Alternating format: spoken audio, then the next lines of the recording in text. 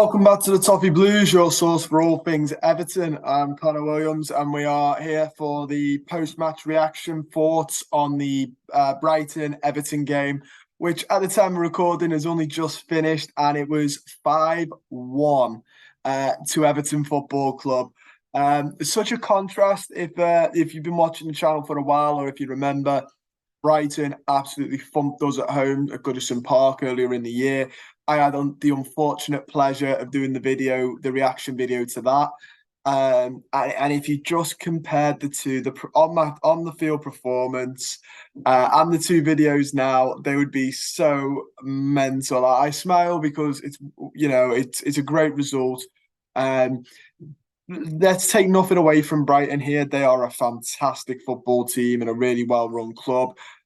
Leading into the game, I was actually worried that we wouldn't get anything out of these or City. Leading into it, I wasn't too sure, a bit nervous, just because Brighton are a very good team. They're in form. They've got Europe in the horizon. But never underestimate Sean Dyche. And to be fair to Brighton, they played well.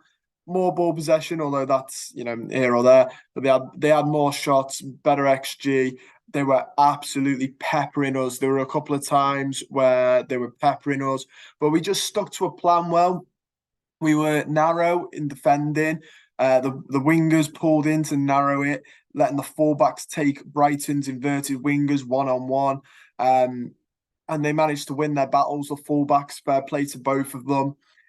And when we won the ball, we were quick and decisive in possession. We were moving the ball forward with pace. And we were hurting them on the counter, which is fantastic football for me. I absolutely love counter-attacking football in its purest form. I think it's fantastic. Using the opposition's power against them, brilliant. It also has to be said, Jordan Pickford, phenomenal goalkeeper. Without him, I still think we could have got the goals. But without Jordan Pickford, we're looking at like a 6-5 thriller. He's fantastic. A lot of the saves he made. I'll get into the players because he wasn't the only one who I think saved our bacon a little bit. But absolutely phenomenal game. Obviously, as well, there was that stat, wasn't there, of who was the last Everton player to score a brace. We were having a bit of a discussion about it at the Toffee Blues. They're like buses. You wait for one player to get one and two come along. Decore's goals, both of them brilliant. His second one, fantastic to find that space and then to finish it. Really great. Steal own goal, which is unlucky and unfortunate for us. That'll go down as a steal own goal. I think it's fair in reflection, but it's unlucky. It's unlucky on sort of McNeil, who would have had a hat trick if it hadn't gone down as that. So unfortunate there. And then, like I've just alluded to, Dwight McNeil getting two of them, one of them an open net, fantastic. Like both his goals were good. But that one, his first one, he just manages to take the ball on his left to his right and just walks it. Hands are in the air. It was almost not that I don't want to reference him because of how it ended. But the last time I saw an Everton player do that was Ross Barkley. But hands in the air. Already knew he's scoring it. Walked it into the net. Fantastic. Dwight McNeil. It needs to be said. I am so happy. We'll get on to the players now, and I'm starting with him. So happy for him. When we first bought him, he came and Frank Lampard was playing him as an inverted winger, and I'd said on the channel how much I dislike it. He's not an inverted winger. He's a left winger, but he's a natural wide midfielder. Stick him on the left and let him work on the left. Sean Dyche has come in and knows him very well, and he's done exactly what he did at Burnley. Stuck him on the left, predominantly on the left, which, by the way, when Dyche was manager of Burnley, we were looking at McNeil already a year earlier because of the performances he was putting in. It obviously was having a manager that knows how to properly utilise him helps, which he now has again. But yeah, Dwight McNeil, really, really good because obviously when he was playing as an inverted winger, he wasn't having the best games. I was starting to worry we'd made a bit of a mistake. I know other fans were as well. Or not so much a mistake. I just thought we'd brought the wrong type of player for the way we want to play. If we wanted to play inverted wingers, you don't go out and get Dwight McNeil. You go out and get somebody else. If you want a proper almost like an old style winger who will put in great balls, but also can chip in and work defensively down that left. You get Dwight McNeil because he's fantastic at that. He's a really brilliant wide midfielder slash winger, more of a wide midfielder because he's got the work rate. And so, yeah, absolutely brilliant for him. He's one of a couple of players who I think had a phenomenal game. The Core obviously has a phenomenal game. I know his contract is sort of up at the end of the season.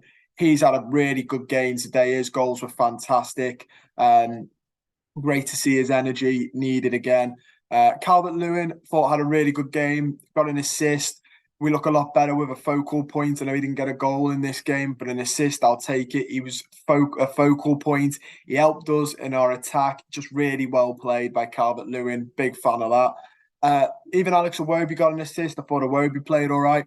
Probably should have done a little bit better on Decore possibly having a hat-trick. He crossed the ball in. Just too much on it for Decore. That'd be my only problem, if there is, and it's not really a problem. But Decore could have been on for a hat-trick if that ball was better delivered.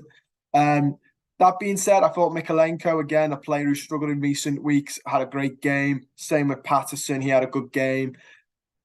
Jordan Pickford, fantastic game. Like I said, fantastic. That is proven why he's England's number one. And hopefully we stay up, which I'll get onto that as well before we end the video. But if we didn't, he would be the one that most of the top clubs should be. If there's any player in our squad, the top clubs would be wanting or should be wanting, it's him. When you look at the likes of De Gea, having really bad meltdowns for United this season, and United fans wanting him out. When you look at Hugo Lloris, who is now entering past the twilight years of his career, and then you've got Jordan Pickford for us, who I don't think it gets rated highly enough, just how good he is because he plays for us. And because we have shipped a lot of goals this season, people automatically assume, the keeper mustn't be very good. But there was a stat going around about the goalkeepers' XG that they face, so the quality of shots they face. And Jordan Pickford's quality of shots have stayed very, he is exposed to very good shots. The only difference now is that the strikers are managing to find a way to finish them, but they're the same sort of measurement, unit of measurement of chances to be scored. So that just means during the first half of the season, particularly, Pickford was just on absolute fire. And he was as well today. His shots faced XG will be through the wall today. Like I said, Brighton's was slightly better than us. He had some really great saves. And finally, the one last player, Yerry Mina, didn't play Michael Keane.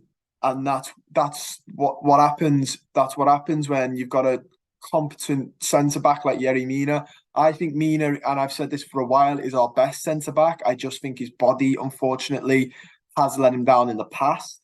But when he plays like today, and this was his first game back in months, he's our best centre back. Him and Tarkowski now are the two I would go for. But Yerry Mina for the last 2 years has been our best centre back by a country mile, and he proved it again today.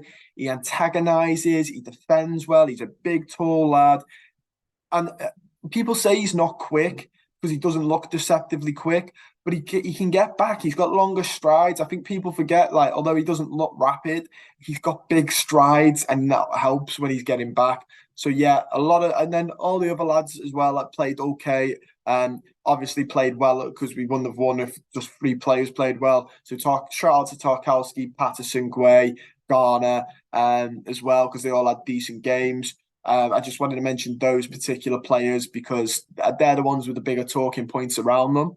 I don't think any player really played awfully either, which is nice to say as well. Yeah, I just can't believe how much of a juxtaposition this is compared to the last game, and I'll get that up now so we can compare it, because I did the last game. I did the tweeting on the Toffee Blues Twitter, which the link will be in the description down below.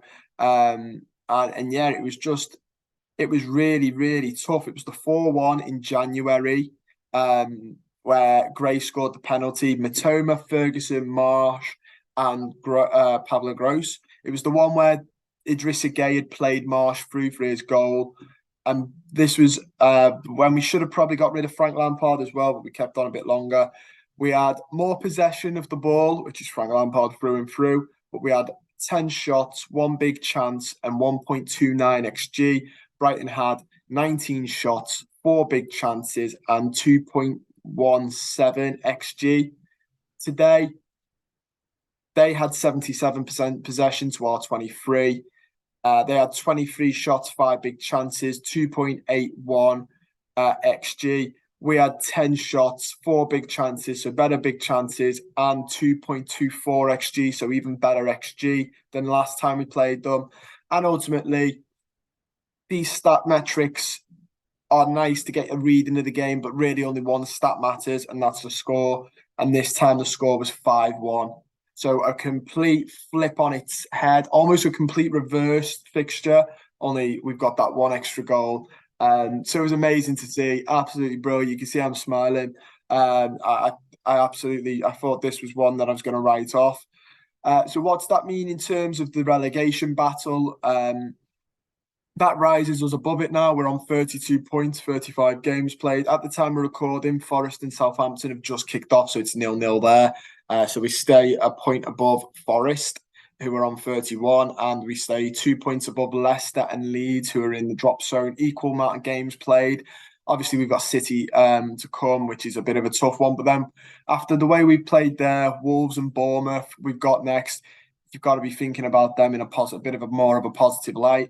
If you didn't see it in the week, we did the table predictor, and I think we had us to lose this game or draw it and lose the City game. Obviously, we've won it now, but when we did the predictor, we said we'd draw against Wolves as well, and that one split people. But basically, the way the table came, obviously this is mine and people who join me on that stream's prediction, so it's not a guaranteed science, but it came down to us needing 6 points. And that would be enough to survive.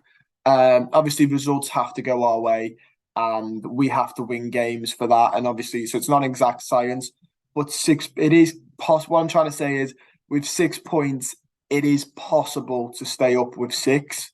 In the predictor, we put Wolves as a draw, so we didn't get the six, so we went down on the predictor. But I don't think we had us to beat Brighton either. I think we either had Brighton a win or a draw. But we needed 6 points, which now puts us in a really good spot because we've got three, and we've still got three games to go. I wouldn't bank on six. This isn't me saying six is an exact science if we get that, and unfortunately it doesn't. And well, please don't come back. And there is the asterisk of it wasn't an exact science, but it puts us in a good spot now. City, if we can get a draw or a win, fantastic. If not, we've got Wolves and Bournemouth. Potentially, we could finish the season with 9 points, so 6 from those two games. If we got another 6, that would put us on 38 points, which would put us near Bournemouth. I think 38 would it'd still be close, guys. Don't get me wrong, but I think that would 9 points from that predictor put us very, very safe. So it is worth doing. It is worth with that in mind. But that's a battle to come later in the season. I know Southampton and Nottingham Forest are playing now. My advice would be don't watch it. Maybe check the score later on if you're going to catch Match of the Day tonight if it's on, or if you want to check the scores. But just go out and enjoy the win today, or stay in and enjoy the win. Do whatever you do to enjoy an Everton win. Do that. Think about the other two games when they come. One game at a time. I said this the other week. When we lose, we're not just because we lose a game, we're not down. We're not down till we're mathematically down. We're not safe just because we've won one, because we're not safe till we're mathematically safe. But just enjoy the moments, enjoy the win. It's a fantastic win. I don't think anybody had 5-1 on their bingo card. So go out and enjoy it. I'm going to enjoy it sitting in. I'm going to enjoy it. I'm going to have a big smile on my face all night. And hopefully we can carry with a bit of momentum for the last 3 games of the season. But yeah, don't forget to like the video, subscribe to the channel if you're not already. Comment down below your thoughts on it. And like I said, if you want to follow the Toffee Blues on Twitter, links in the description. See you guys very soon.